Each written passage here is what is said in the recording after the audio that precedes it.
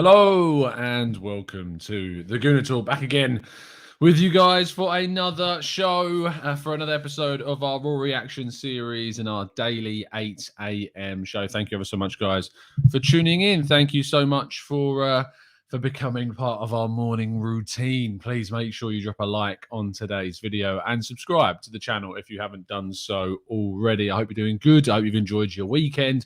One more game of Premier League football for this game week, and it's quite an important one. Seeing Wolves play Everton and how that will play out. Hopefully Wolves can come away with a victory, but West Ham's big win against Aston Villa really putting themselves in the forefront of the minds of the race for top four and pushed us away from that joint fourth place spot. And when we play them in a few weeks' time, it's going to be a very interesting game for the Arsenal. That is for sure. But as we always say, please do subscribe. Please do drop a like on the video. Please do go over to the Arsenal Way. Link is in the description, and drop a subscription over there as well. Good morning to everybody that's joining us. Good morning to Omar. Good morning to Ed, Wrath of Aries. Good morning to Haroon. We've got Colin. We've got Bungle. We've got Mike. We've got Ian. Good morning to Olu, and we've got Yong Hao, we've got Audril. Yes, I was a minute late. Apologies. Morning to Scott, morning to Jake, morning to Mark, good morning to Matt, good morning to Johan. We've got Black and Blanco in here. We've got Matt G, John Vuk as well. We've got Rich. We've got so many of you. Big O. I'm sorry, I'm not going to be able to read out all of your names. Temmie and Bruce, Dwayne, Tim, Moses, Drew. Thank you so much for tuning in as always, guys, and making this, as I say, part of your morning routines. But let's crack on with today's stories, and there's a few to talk through, and then there's a more social element to the show, which I'm going to talk about at the end. But we kick off by talking about Miguel Azeez, who again was on the bench for Portsmouth, didn't come off the bench yesterday whatsoever. And this is yet another fixture for the young England youth international. He's played for the England youth team, but he's not playing for Portsmouth under Danny Cowley at all at the moment. We are now in November. Happy November to everybody. And I hope you had a good Halloween, of course, last night. But it's now a situation whereby I think the club will consider looking at Miguel Azeez's contract situation, and they will, I think, will consider looking at how he is kind of viewed, not contract situation, loan situation, sorry, and how he is viewed at Portsmouth. And they will take that into account to whether or not they make the decision to recall him in January. There is the option for the club to recall him and to loan him out somewhere else because he's simply not getting any game time. And this is a really crucial stage at his career. This loan was supposed to be the time where he would be playing week in, week out for Portsmouth. There has been indications that he needs to do a lot more work on the defensive side of his game, which is fine. But how can he get an opportunity to work on that if he's not being given minutes on the field? Playing in training and playing in matches completely different. And so fingers crossed, we are hopefully going to see Azeez brought back in January and maybe given an opportunity to go elsewhere. Tom left teaching is still doing the register. Appreciate that. Very, very good. Very good indeed. Let's move on to our next story, though. And Dani Ceballos remains in the thought process of Arsenal. That's according to a number of reports that have said that Dani Ceballos is being monitored by the club. Now, he obviously spent 2 years on loan with Arsenal and returned to Real Madrid this season. Arsenal instead opting to sign Sambi Lokonga and bring in Martin Odegaard from Real Madrid instead. He is still yet to play for Real Madrid this season. He suffered with an ankle injury, which has kept him out since the summer, but he then has a lot of competition to deal with in the Real Madrid midfield. Carlo Ancelotti likes to use Casemiro and Kroos and Modric, but he also has Federico Valverde and Eduardo Camavinga available to him as well. And you can imagine that Ceballos' opportunities at Real Madrid are not going to be very often in the side whatsoever, and therefore a January move for him is probably very likely. And it is a very easy link to make, whether or not Arsenal should go for Dani Ceballos this January. Arsenal will be without Thomas Partey, they're without Mohamed El Neni. Could he be a 6-month option for Arsenal once again to bring in some extra depth to the midfield? If you also consider the fact that we've talked a lot about Smith Rowe, we've skipped ahead, without Smith Rowe and Odegaard not having much backup in a creative midfield position as well, would Dani Ceballos provide us with a bit of cover that we desperately need? If it's a loan, I don't think I'd mind it too much, but I think there's probably other players out there that you could get on loan for a better period, especially considering he hasn't played any football at all so far this season. If he recovers from his injury and starts playing for Real Madrid a bit, then possibly, but it's just a little bit of a strange link.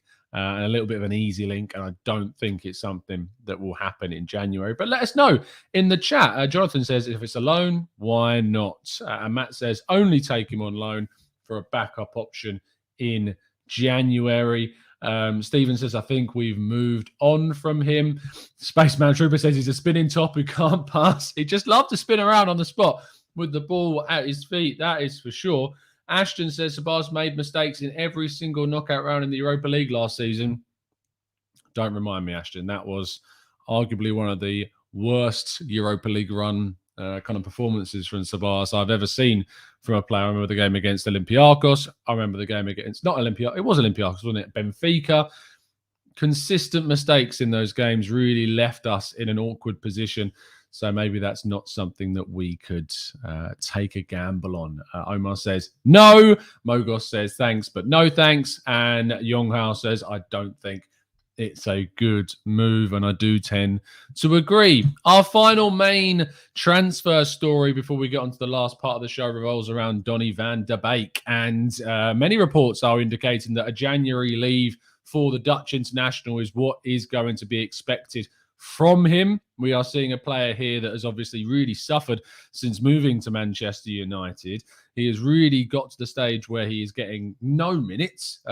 He's getting a few off the bench, but just utterly nothing. It is really, really a big shame to see a player of his kind of caliber and standard move to a club of the size of Manchester United, where you think he might thrive, and then just absolutely do nothing. I thought it was a really astute piece of business by Manchester United when they brought him in. I thought he provided cover to Bruno Fernandes. I thought he would provide cover in kind of a deeper midfield number 8 position.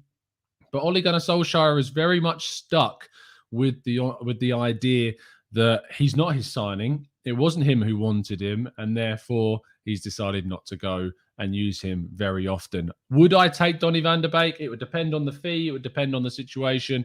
Man United, I imagine, wouldn't let Arsenal bring him in very cheaply, but he certainly seems to be a player that a lot of people would be more open to the club bringing in this January. Let us know if you are a fan or not of Donny van de Beek. Matt Thornton says, Donny and Zakaria in January, is that good business? I would tend to think that it is. Cam says, no Ceballos and no Donny. Cheers. Vigshan says, I heard that Donny is a favourite to move to Barcelona this January. I think that would probably be quite a good move, playing alongside Frenkie de Jong in the midfield. Johan says, there's your number 6 right there, but Harun reckons that United aren't going to sell him to us or loan him. Christopher says that I'd rather see Patino given a chance than Danny Ceballos. And Spaceman Trooper says that Donny is a quality player and would prefer him. Omar says, not much to talk about this morning, I gather, Tom. Honestly, the news is few and far between, Omar, it is, but these are the few stories, and we will continue to bring you the few stories, no matter how few they are, at 8 a.m. every single day. So make sure you set your alarms, make sure you turn your notifications on. There's over 300 of you watching. Please make sure, if you haven't done so already, to hit a like on today's video. And we're going to get onto a bit of a serious topic in a second, but before we do, let's go through a couple more of your comments. King says, we need a better player than Donny. He is probably even worse now that he is not playing for real. It's likely that his output has lessened with the lacking of football that has been available to him. That's for sure. Dwayne says, I'm dead serious, but Ceballos should join Newcastle on loan from January. I don't want him in our team. He slows the play down. Odrill says, there are better players to loan this winter. Period. Edward reckons that Bruno Guimaraes, the Lyon central midfielder, as does Beauty Kaketso, says that Bruno Guimaraes, DCL, and Max Aarons for a Tommy backup plus Saliba coming back in January. RL says, thoughts on the Konsa red card, Tom? He was kind of last man. I think that makes a lot of sense. He was the last man. So, yeah, I'm not surprised he got a red card. But Johnny Evans still should have been sent off in that game. It is what it is. I can't believe that Evans wasn't sent off in that match. It's Utterly, utterly ridiculous. Patrick Carlson says, what about Doku, the Belgian winger who plays for Rennes right now? Very exciting, very, very tricky and technically gifted. Possibly he's someone that we go for this summer. Right, we're going to move on to a serious topic. We're going to talk about AFTV again. I know that this is a topic that causes divides amongst our fan base, but I want to kind of have a bit of a serious chat about this. If this isn't for you, feel free to turn off. It's up to you. But we are going to talk about it because yesterday I went on a bit of a tweeting rampage. Do follow us at the Gooner Talk TV on social media if you want to find out all the latest from what I'm chatting a load of what about. So go follow us over there. And apologies if you have notifications turned on my Twitter, because yesterday it got what's the right word to use? It got not heated, but I got very frustrated on Twitter by just the kind of classic responses, I think, during this whole discussion.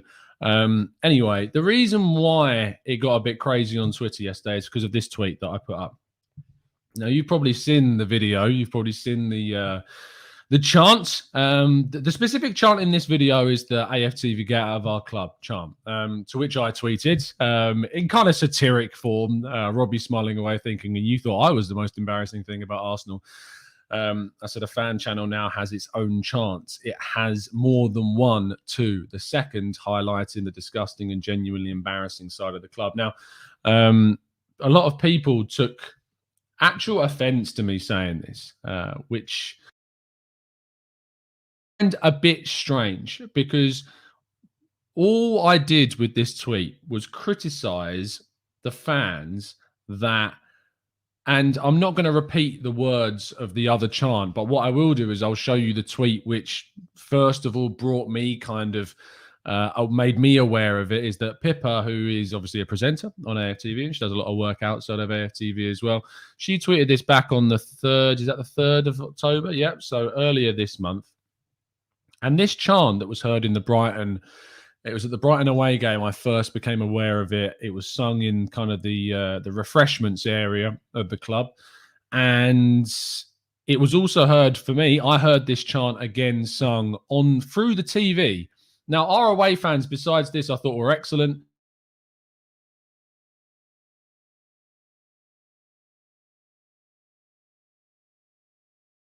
Can't you see me? Oh, I'm back again. Sorry. Apologies for that. Just cut out. I hope that doesn't happen again, but it has happened a few times, so apologies. Do stick with us. Sometimes it just goes in and out for some reason. But yeah, the chant was heard basically through the TV prior to this chant that was the first tweet that was highlighted, the AFTV get out of our club chant. And yeah, I wasn't sneezing, probably not me, I promise. I find it ridiculous that, firstly, a fan channel has now its own chant, like that it's bothered people this much that it now has its own chant, that we're at an Arsenal game and that people that don't want anything that don't want AFTV to be any part of Arsenal now has its own chant. I find it so strange. I find it so weird. And people ask me to upgrade my Wi-Fi. I'm a wired connection. I don't know how this happens. I can prove it to you. Anyway, I'm getting sidetracked. The point is that I can't understand the kind of the hatred that comes from a place from people who don't watch it. The amount of people that replied to my tweet. Let me throw the tweet that I actually put back up on the screen. The amount of people that replied to my tweet saying, "Why is this embarrassing? Why is the chant embarrassing?" And I said it's embarrassing for a number of reasons. Firstly, the chant that was in the video, that's the AFTV get out of our club chant, is not in itself offensive. Like, if you want to say that AFTV get out of our club, you're more than entitled to. There's nothing offensive about that. I find it a little bit immature. But the problem is this chant has now led to, as do many things when they start out small, to the offensive chant that is very personally directed at Robbie. And he was at the game yesterday, because the video that I actually put up zooms in on Robbie in the crowd at the end of it. And I can't imagine the feeling of having your own Arsenal fans around you chanting such a personal, offensive, directed, sexually aggravated chant towards you. It is incredibly offensive, incredibly disgusting. And I have talked, and people have left comments in the chat sometimes when we used to talk about AFTV, and I have been very critical of AFTV in the past. And for those that are long-time listeners of the channel, they will turn around in the chat box and tell you that I have criticized plenty of things that have gone on at AFTV over the years, plenty of things. But those that also tune into the channel a lot of the time always know that we look at things from both perspectives. We look at things from a grounded point of view, and we try to take both sides of the argument into the equation. And when I was at the Football Content Awards, which, by the way, a massive thank you to everyone that voted for us and enabled me to even be at the Football Content Awards, let alone even win an awards, win the Bronze Awards for Best Club Content Creator. Thank you so much for that. It was amazing to be there. But my feeling about AFTV was changing a bit, partly to do with the way in which the channel was changing, and partly to do with some of the disgusting things that I've seen on social media from the other side, if you know what I mean. From ironically the side that I thought I was kind of honest on kind of the same page with, that not thinking it was the best thing for the club. And to be honest, what I thought would be best to do, I look at it from the perspective of the two sides that I have. Now, my feelings before the FCAs and after the FCAs, I think, are quite different. And that day, my perspective of the channel changed. I remember having a chat with Turkish, who I know lots of you are very aware of. And Turkish has actually been on this channel. He came on this channel a while back, and we had a really good conversation about the ownership. It's still on the channel if you want to go and watch it. And I remember it vividly because, and without being slightly crude, I'd only just come back from the toilets in the FCAs, and the FCAs were held at the Royal Lancaster Hotel. And I remember it so vividly because I've never walked into a hotel. It's a 5-star hotel where they held it. And I remember walking into those toilets and going, this is the fanciest, cleanest, most ridiculous, poshest toilet I've ever sat in. I didn't even sit down, ever stood in my entire life. And it was unbelievable. So I was a little bit taken aback at the time. And I remember walking out of the toilets and walking back to the tables, and I ran into Turkish on the way. And he came up to me and said hello, and we had a really good chat. And he turned around to me and he was like, how would you feel about going on AFTV? And my immediate reaction when my immediate reaction when he asked me that was, I really struggled to get an answer out. I think I struggled to get an answer out because I was very aware of the fact that Turkish obviously has his own show on AFTV. And he's very ingrained with the culture at AFTV, and he's, I think he's doing some really good things to try and turn things around. I don't agree with everything he says, but I think he's doing some good things to try and change the perception of the channel. And so my reaction when he asked me and he said, would you ever consider going on AFTV? And I said, my immediate reaction is kind of no, but I don't think I would. And some of the reasons as for I actually thought about then and I've thought about now. And so, I'll throw them up on the screen for you. One of the first reasons was that I didn't want to associate myself with the abuse that had been shouted on the channel. There's things that I think Troops who has said that I don't agree with, and Troops was there at the FCAs and I had a really good conversation with him. He's really a nice guy behind the scenes. But I disagree with some of the things that Troops has said about Arsene Wenger, about the managers, about some of the players. I disagree with some of the things that DT has said on the channel, that Gooner has been said on the channel previously as well. That loads of people have said on the channel. I disagree with some of the abuse that's been leveled towards players, and I disagree with a lack of kind of responsibility, I suppose, to curb that and to challenge that, and for no one to turn around and say, hang on, like, that's not right. You're calling the manager this, you're calling the players this. That's not right. Why is no one challenging that? So that's something that I was always kind of and still am, and I still look back at that and say that abuse was utterly and completely wrong. One of the other reasons is that we saw viral clips of some people clamoring for attention, feeding off kind of the success of AFTV. I remember seeing a viral clip of a guy throwing his season ticket away on camera. I remember that went viral, and I just knew in that moment the only reason that person's done that is because they want to get attention. They want to draw a crowd. And I don't know if that person's on AFTV now. I don't watch enough of it to know. But that kind of breeding of And I suppose you can't necessarily point the finger at AFTV and go that's their fault, because it's kind of human. It's human nature, isn't it? Like, humans do clamor for attention, and we do love and crave attention in a way. But that was one of the reasons as to why I wasn't ever open to the idea, because I didn't want to come across in the sense that that I'd be clamoring for attention, or that I would want to be doing it just to benefit from going on it. So that sort of thing. One of the other reasons was the handling of the controversies. Obviously, I do a show with the Arsenal Lounge and with Mo Hader, who I consider, he's a really, really nice guy, and I don't agree with the handling of that situation, to be honest. I'm not educated enough to have my own kind of view, really, but I don't agree with him. I don't agree with him not being allowed to wear his shirt. I think that everything that Mo was talking about was for a very kind of peaceful and coming from a very good place. That's my perspective. Maybe people can educate me and put across a different point of view, but I don't agree with some of those controversies. I don't agree with how some of the racial stuff was handled, and things like that. So I didn't necessarily agree, and I factually don't agree with the way that those were handled. And so that was one of the other reasons. And lastly is the lack of an admin in the chat boxes. And the thing for me is that I kind of look at my chat box, and I know that I run a channel in my own way.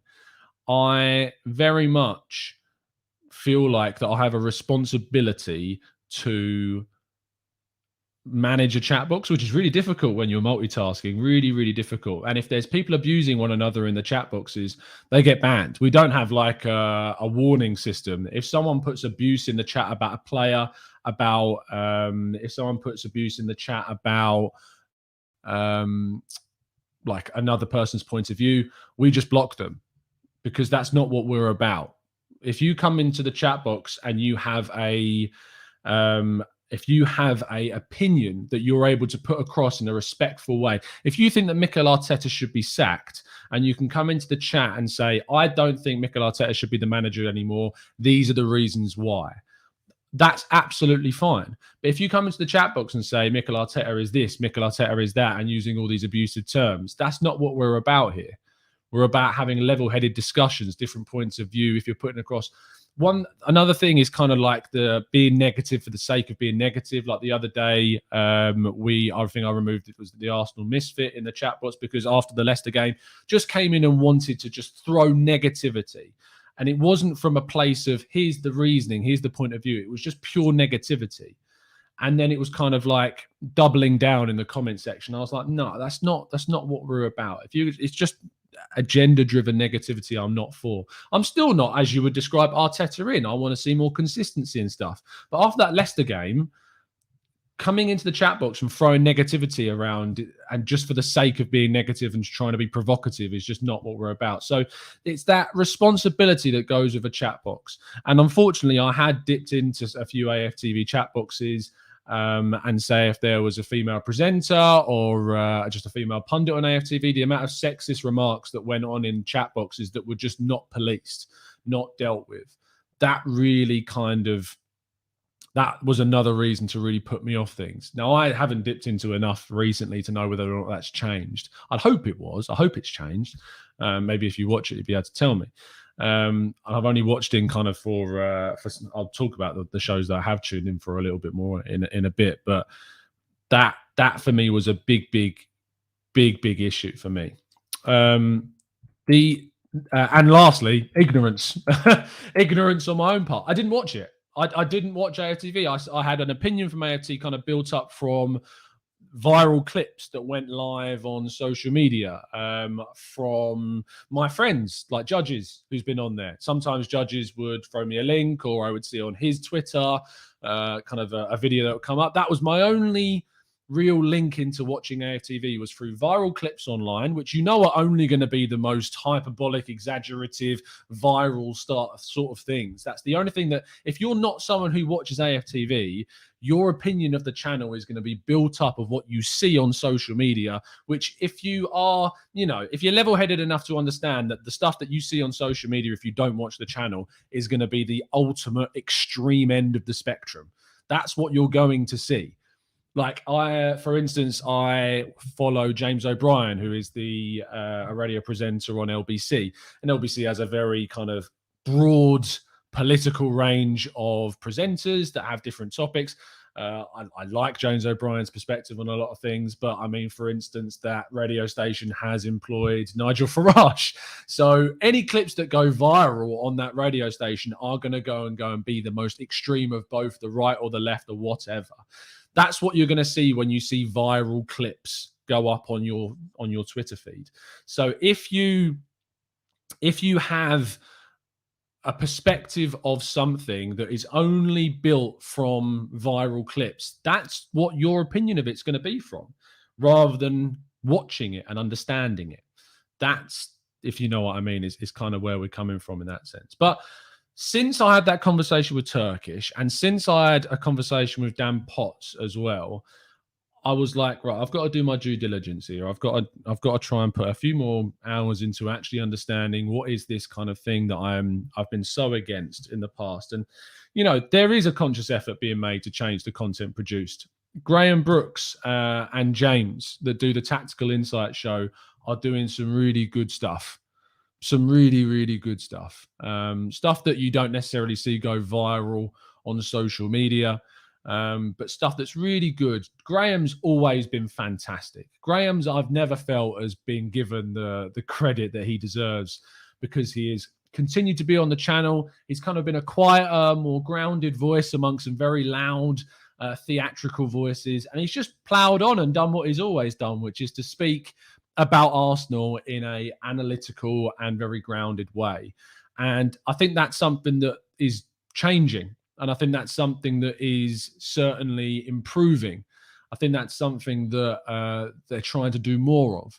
There's also a lot more shows kind of leading up to games that's not about being controversial. That's more about just having a chat, like a football chat show. So that's different. What's the other point? Let me go on to my next point. I'm very much a second chances kind of guy, in the sense that I believe in giving opportunities for change rather than cancel culture. There's nothing I hate more than cancel culture. I can't stand it. If someone's not willing to change, then there's nothing I can do about that. And I'll continue to criticize a person who is very extreme, that has horrible views, that is just not a very nice person. But I'm not for cancel culture in any single way. The only way someone should be cancelled if they are in a point of position that they are not going to change and they are continuing to be abusive and no effort is being put in to changing the perspective. But from doing my due diligence now and tuning in more, things are being done to try and change things. And so that would definitely change my perspective about appearing myself.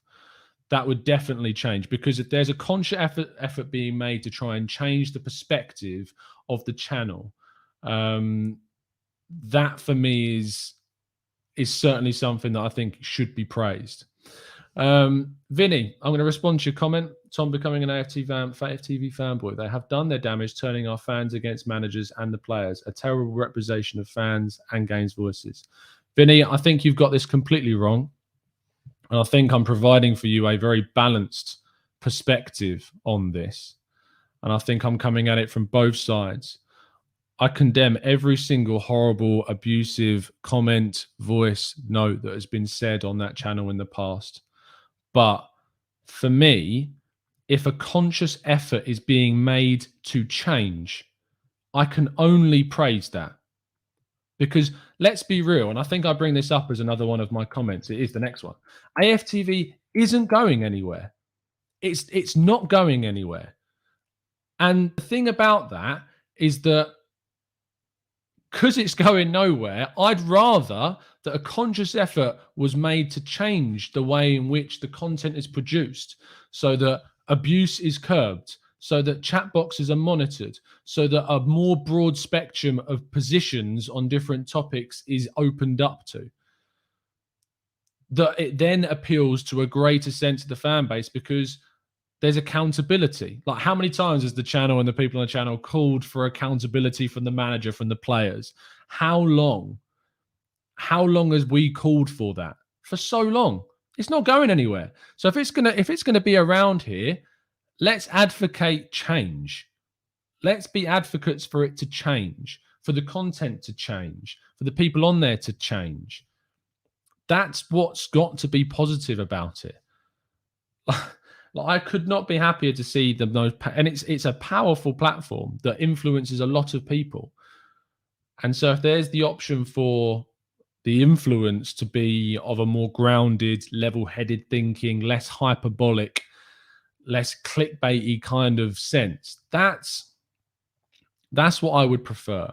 And lastly, which comes all the way back full circle to those chants that we were talking about, is the abusive anti-AFTV side is now for me one of the most shameful things to be associated with.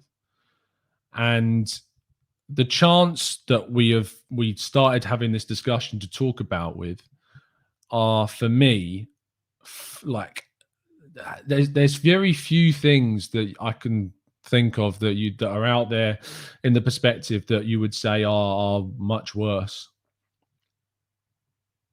Because the chant that's directed at Robbie personally that's a disgrace to Arsenal fans. That doesn't represent me.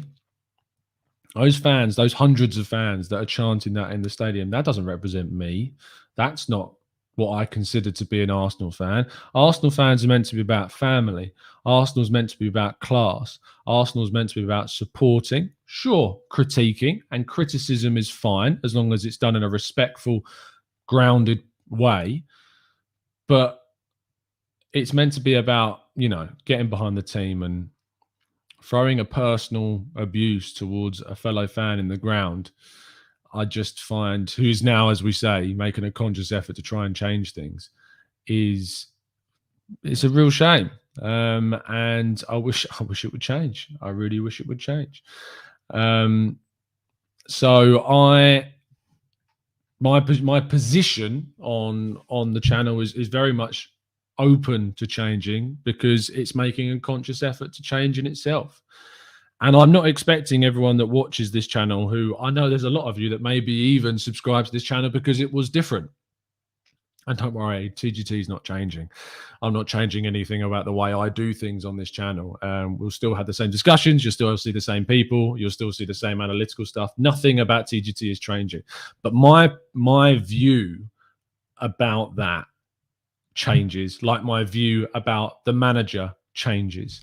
We are all, in my opinion, if you subscribe to this channel, advocates of having the position to change your mind.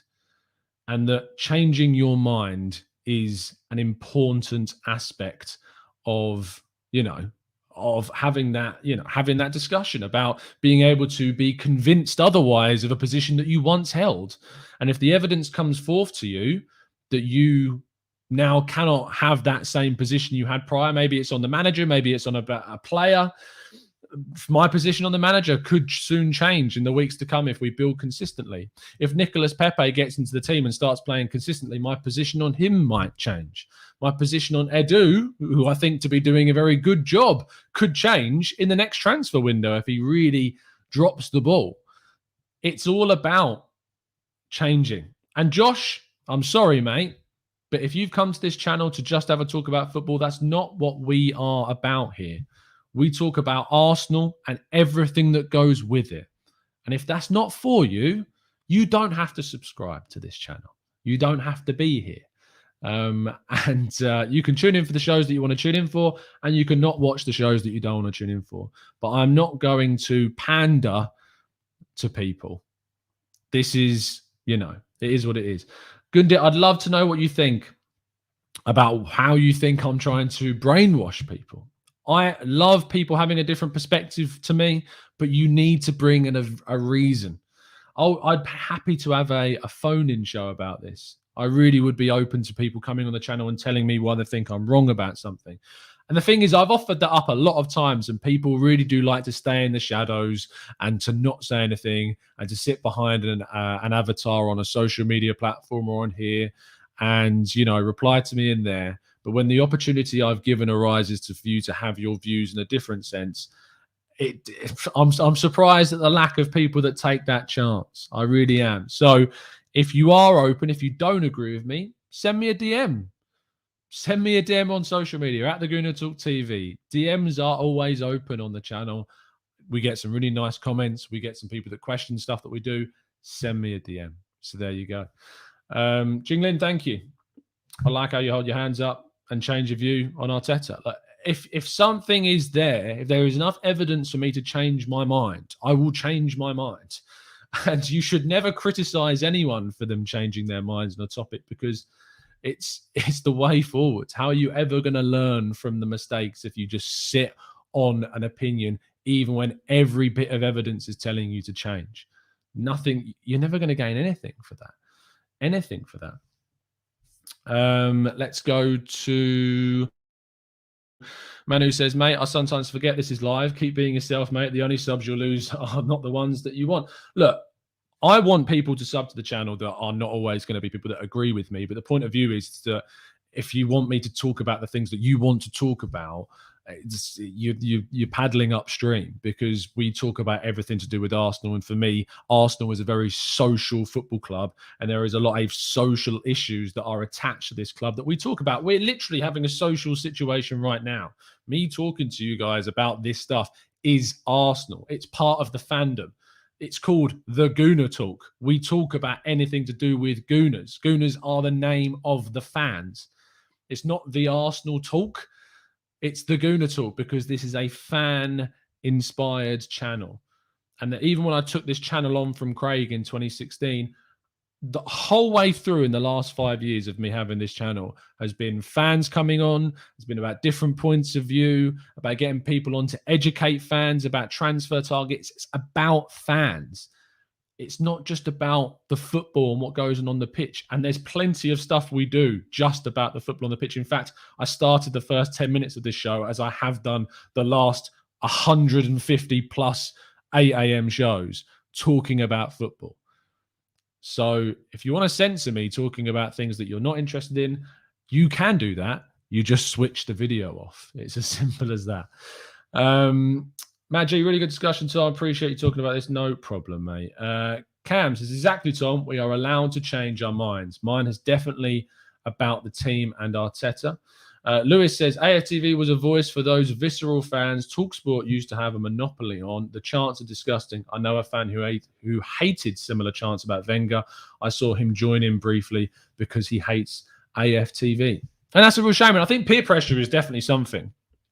Peer pressure is definitely something that affects fans.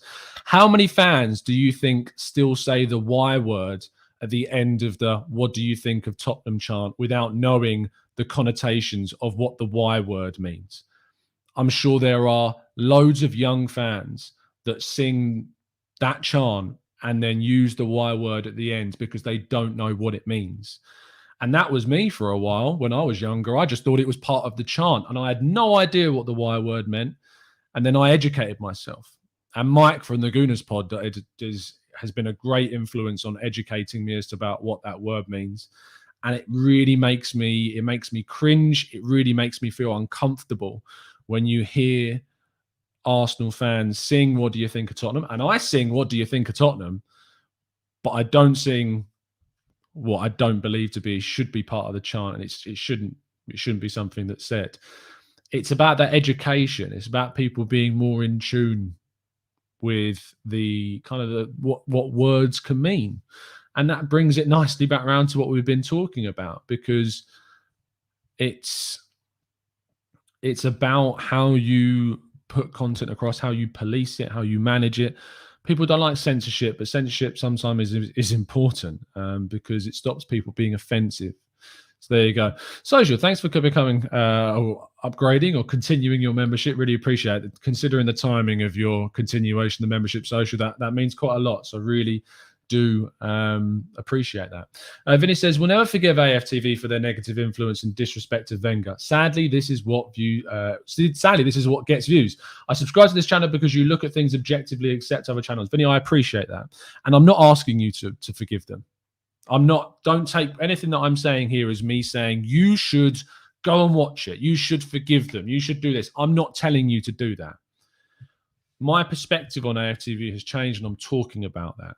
So I'm never, ever, ever going to ask you. But I would say that what you said earlier about calling me an AFTV fanboy is a little bit over the line and rather wrong. But I appreciate you saying the kind words there.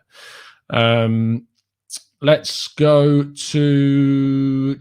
Oh, actually, no, I know Social's rejoined because Social did leave us for a while. So thank you for rejoining us, Social. Really appreciate that. Paul says, I love the channel because you're always balanced, no agenda and reflective. Thanks, mate. SK says, I love AFTV now compared to before, but I love your channel more as the content is smarter and I learn so much with your analysis for the club I love, but it's my choice and not being offensive. Fair play to you and thank you, SK. Really appreciate that. IGKHD says it's important to draw a line of abuse other than just discussing football and personal life separately. For example, some fans cuss players with really abusive words and hide behind this excuse. Fella says, Tom, we should take into consideration people love drama and a lot of drama get views, which is good for business. I think there's kind of this, I think that's a really good point that you bring up, and I'm going to have to round this show off soon because I'm going to be starting work. But I think that's a really good point that you bring up, as I think that there's a lot associated with kind of the monetary value that goes alongside AFTV. Loads of subscribers, loads of views, pulls in a lot of money. And I can understand why people would have a problem with that, because if the way in which the channel is, has earned money and earned a living and earned more than a living for a lot of people, it has come through abuse that's happened of the manager in the past, especially under Arsene Wenger. I can absolutely understand why people would have a problem with that. And if that's the reason why you don't like or don't watch it, fair play. I can't argue with that. I can't argue with you on that. What I would say is that what I would argue is if you're hating what they're doing now, because what they're doing now is different. That's the thing, is that if you can separate the two, I can't argue with you. I have no criticism of you for that, because the things that have happened in the past are unacceptable. And so that's completely fine. So there you go. I hope that made sense. It did in my head. Whether or not it did when I spoke it is another thing. Anne says, it's all about education. Educating ourselves to be better. I don't watch AFTV as I wasn't interested in their watch-alongs, but I respect what they're doing. Fair enough, mate.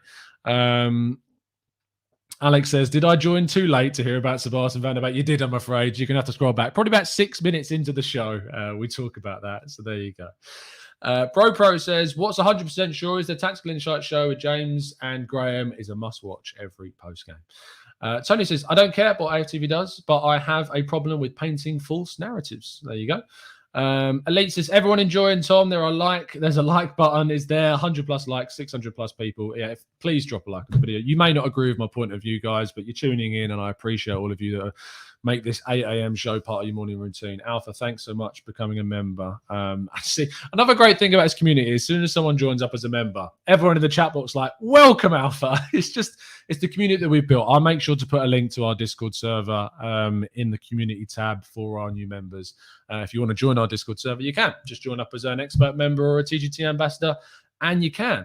Amandeep says, can we say AFTV brought this upon themselves? Unregulated platform that gave a voice to trolls had to bite back someday, not supporting the abuse. Yeah, absolutely, Amandeep. I think that in the sense of the kind of the what's the right way of putting this? They brought upon themselves the opposition. What I would say is that the chanting, you can't justify. There's no justification for what has been chanted. For the personal chant towards Robbie, there's nothing you can say that says, oh yeah, but all the things, it doesn't matter. No. Just no. There's no excuse for it. There's no yeah, but. There's no ifs. There's no maybes. The chant is wrong. That's the only thing you can say about the chant. It's as simple as that. Saying that someone or saying the chant that's personal to Robbie in the stands is wrong, and there is no argument. There's no but they've done it. No, it's as simple as that. It's wrong. You can say things that AFTV have done in the past are wrong. Sure, you can say that on its own separately, but you can't say, oh yeah, but they're chanting because of this. No, life doesn't work that way. You separate things. You criticize things on their own merit. And that chant deserves criticism. It's as simple as that for me. Probably not me says, may I ask one personal question, which I wanted to ask since forever. What did you teach before coming into journalism? Geography. Which I know when I say it, it sounds, honestly, people tell me, really? Geography? I quite liked it. I'm sorry. I can only apologize. I know that some people think it's boring. I don't really think it's that boring. There are some boring stuff. Tourism is boring. If any of my old form are watching this, I'm sorry, but tourism is boring. That's boring. What else is boring? Global geographical politics can be really boring. Just the way it's taught, the curriculum can be really boring. Glaciology is great. Natural disasters great. Volcanoes great. Tornadoes great. Hurricanes great. There's loads of great stuff in geography. But yeah, there's some really boring rubbish in the curriculum with geography, unfortunately.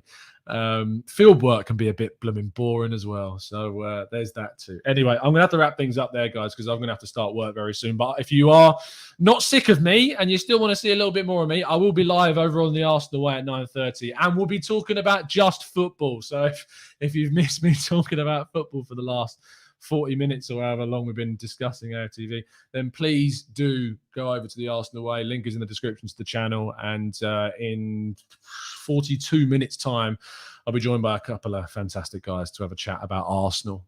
So make sure that you do. If you've enjoyed this, and as I said, if you're up for talking about this, if you want to challenge my perspective on this, DM me at the Gooner Talk TV. I say this every time, and I probably get about one, maybe two people end up having the front to be able to do it. If you really haven't agreed with what I've said, really, really do go over and please send me a DM, because I would love to have this conversation with more people, because I learn more. Maybe you'd learn more too. But the access is there. Instagram, the Gooner Talk, you can find me there as well. DMs are open there. I will check it throughout the day, and new members, I'll make sure to put a link to our Discord server in the community tab. So there is that too. Smash the like button, people. I'll be back at 9:30 on the Arsenal Way, and I'll be back at 8 p.m., I believe it is tonight, on the Arsenal Lounge with Lev, Shaheen, and Mo. So make sure you tune in over there.